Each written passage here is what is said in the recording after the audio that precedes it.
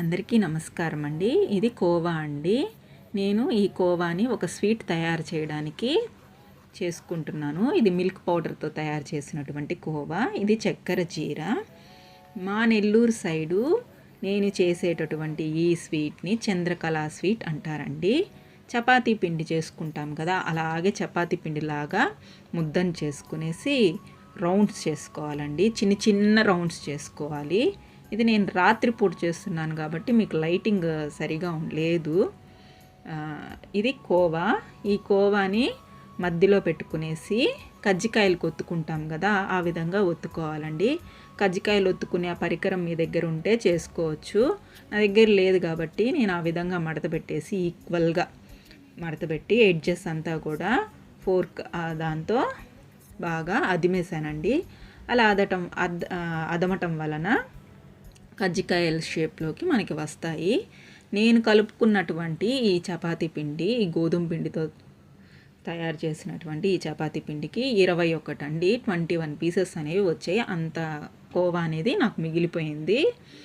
తర్వాత ఆయిల్ అనేది వేడి చేసుకోండి. ఆయిల్ బాగా హీట్ ఎక్కిన తర్వాత సన్నమంట పెట్టేసేయండి. సన్నమంట పెట్టేసి ఒక్కొక్కటి కజ్జికాయలు ఆ బాండల్లో ఎన్నైతే పడతాయో అన్నీ వేసేసుకునేసి బాగా వేపుకోండి. మీకు కావలసిన రంగులో మీరు వేయించుకోండి. ఉడకాలి అంతే, మెయిన్ పర్పస్ ఉడకాలి. మీకు కావలసిన రంగులో మీరు వేయించుకోవచ్చు. నేను బాగా బ్రౌన్గా వేయించుకున్నానండి. వేయించుకునేసి వేడి మీదనే జీరా, మనం చక్కెర జీరా కాచుకున్నాం కదా, ఆ చక్కెర జీరాలో బాగా నూనెంతా వడకట్టేసి దాంట్లో వేసేసుకోవాలి. దీన్ని చంద్రకళ స్వీట్ అంటామండి మా సైడు. మీకు ఈ స్వీట్ కానీ తెలిస్తే కమెంట్ బాక్స్లో కమెంట్ చేయండి. మీ సైడు ఈ స్వీట్ని ఏ పేరుతో పిలుస్తారనేది కూడా కమెంట్ చేయండి. ఇది చాలా స్వీట్గా ఉంటుందండి. షుగర్ ఉన్న వాళ్ళు వీటిని అసలు టచ్ చేయొద్దు, అసలు తినొద్దు. చక్కెర కూడా అంత హెల్త్కి మంచిది కాదు. సో ఎప్పుడోకప్పుడు చేసుకొని తిన్నామా అన్నట్టు అంతే. ఎక్కువ చక్కెర ఎక్కువ పడుతుంది దీనికి. అసలు పాలకోవాలోనూ చక్కెర ఉంటుంది. ఆ చక్కెర జీర మళ్ళీ నేను కాచాను. ఆ చక్కెర జీర నాకు సరిపోలా. 2-3 సార్లుగా వాయిల్గా వేయించి వేసేది, మళ్ళీ అవి తీసి పక్కన గిన్నెలో పెట్టుకునేసేది.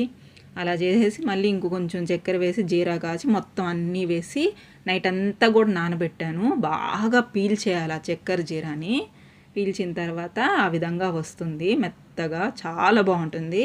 ఎప్పుడోకప్పుడు తినండి, రోజు తినొద్దు. వీటిని హెల్త్కి మంచిది కాదు. చాలా బాగుంటుంది. అయితే మీరు దీన్ని ఏమంటారో కమెంట్ బాక్స్లో కమెంట్ చేయండి.